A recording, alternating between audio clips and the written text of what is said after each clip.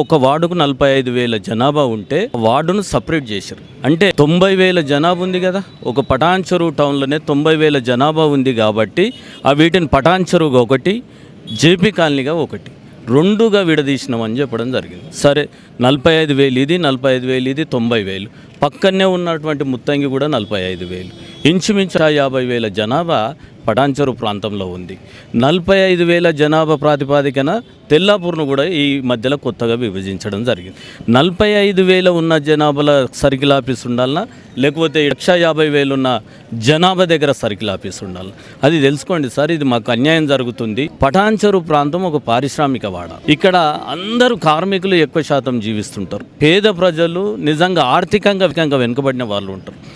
వాళ్ళకి ఏంటంటే అందుబాటులో ఆఫీస్ ఉన్నట్టయితే తన యొక్క సమస్యను చెప్పుకోవచ్చు అన్న ఉద్దేశం మీద ఆఫీస్ దగ్గరికి నడుచుకుంటూ వెళ్ళినా దగ్గరలో ఉంది పటాన్చెరులో. లేదు అంటే ఏ కాలనీకి సంబంధించిన సరౌండింగ్గా ప్రతి కాలనీ కూడా 2 కిలోమీటర్ల దూరంలో ఉంది. నేరుగా వచ్చి పనిచేసుకునే విధంగా ఆ రోజు సర్కిల్ ఆఫీస్ ఉండే. నిజంగా ఇవాళ సర్కిల్ ఆఫీసుని తీసుకుపోయి తెల్లాపూర్లో పెట్టడం పటాన్చెరు యొక్క పట్టణ ప్రాంత ప్రజల యొక్క వాళ్ళను అవమానించిన విధంగా చాలా తప్పని తెలియజేస్తున్నాం. ఈ దీక్ష ఏదైతే ఉందో కంటిన్యూ తీసుకెళ్తాం. ఇదే విషయం కూడా మా పార్టీ పెద్దలైనటువంటి మాజీ మంత్రివర్యులు హరీష్ అన్న గారి దృష్టికి కూడా తీసుకుపోయినా నేను. హరీష్ అన్న ఇట్లా సర్కిల్ ఆఫీస్ ఇట్లుండన్న మన ప్రాంతంలో ఉండే, మన ప్రాంతం నుంచి ఇట్లా తెల్లాపూర్ పోయింది, ఇబ్బంది అవుతుందని హరీష్ అన్న గారి దృష్టికి కూడా తీసుకుపోయినాం. వాళ్ళు కూడా అన్నారు, ఏమున్నది కుమార్, సాధించాలంటే ప్రజా ఉద్యమమేమి, ఆ ఉద్యమం ద్వారా సాధించవచ్చు.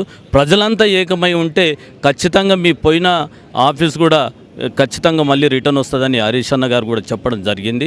అదేవిధంగా హరీష్ అన్న గారు సూచించిన విధంగా ఈరోజు మేమందరం కూడా పటాన్చెరు ప్రాంతానికి సంబంధించిన బీఆర్ఎస్ కార్యకర్తలం, మరి ఈ ప్రాంతం యొక్క పుర ప్రముఖులందరం కలిసి ఈరోజు ఈ దీక్షను తీసుకోవడం జరిగింది. ఈ దీక్ష తర్వాత ఒక అఖిలపక్షం దీక్ష తీసుకుంటాం.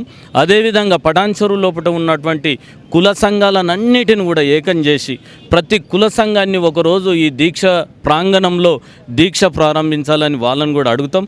అదేవిధంగా పక్కనున్నటువంటి ముత్తంగి గ్రామ ప్రజలను కూడా, అందులో కూడా 6 గ్రామాలు విలీనమైనవి ఒక వార్డు లోపల.